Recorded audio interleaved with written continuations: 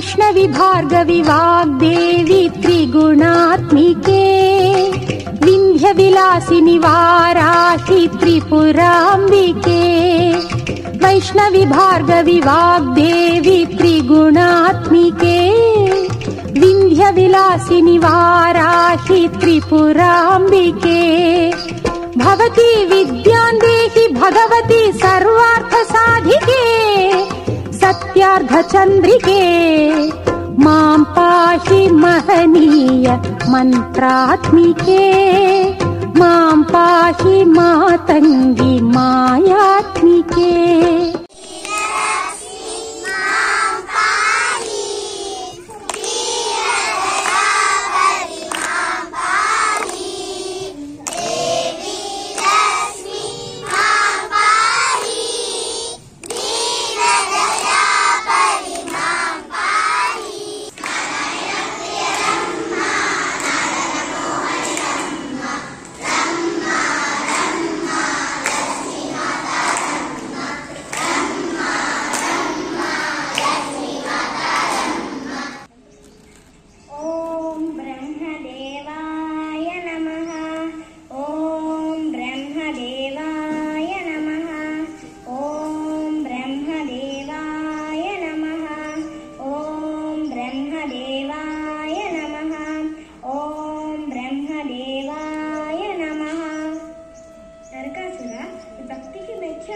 ఎవరం కావాలో కోరుకోనైనా.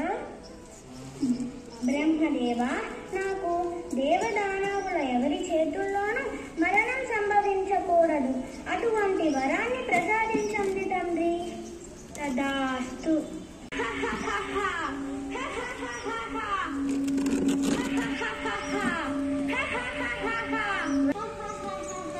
పంచభూతాలే మా ప్రభుని చూసి గజగజ వణుకుతుంటే మీరు ఇంకా ఎవరికి చేస్తున్నారు ఈ పూజలు హోమాలు? ఒరేయ్ లంబూకం జంబూకం, వీరిని స్తంభానికి కట్టి నా పేరు జపించే వరకు శిక్షించండిరా.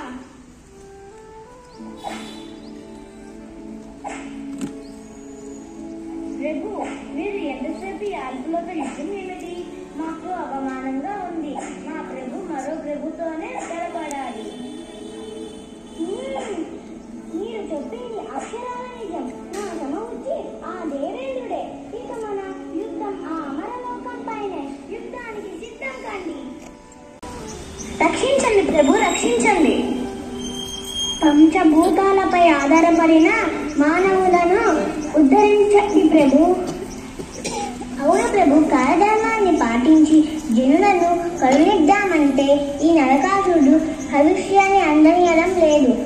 దానితో మేమంతా చిక్కి శరీరమైపోతున్నాము ప్రభు. చింతించకండి, మీ అందరి కష్టాలను తొలగించడానికి నేను త్వరలోనే దేవకీ గర్భాన జన్మిస్తాను. నరకుని వదకు శ్రీకారం చుడతాను. తదాస్తు. నీ సోదరుడిని అమరలోకం నుండి తరిమి కొట్టేశాడు. శరణాగత వత్సలుడైన నువ్వు నీ తల్లికి సోదరుడికి ఇంత అవమానం జరుగుతుంటే చూస్తుంటావా? అమ్మా, నా తల్లి కంట నీరు నేను చూడలేను. అవమానం నాకు జరిగినా నా సోదరునికి జరిగినా ఒకటే. తక్షణమే ఆ నరకాసుడికి తగిన శాస్తి చేస్తాను.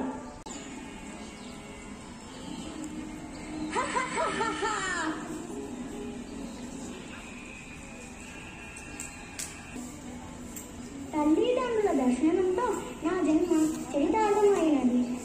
నా తప్పులు మన్నించండి. నాకు మోక్షాన్ని ప్రసాదించండి తండ్రి.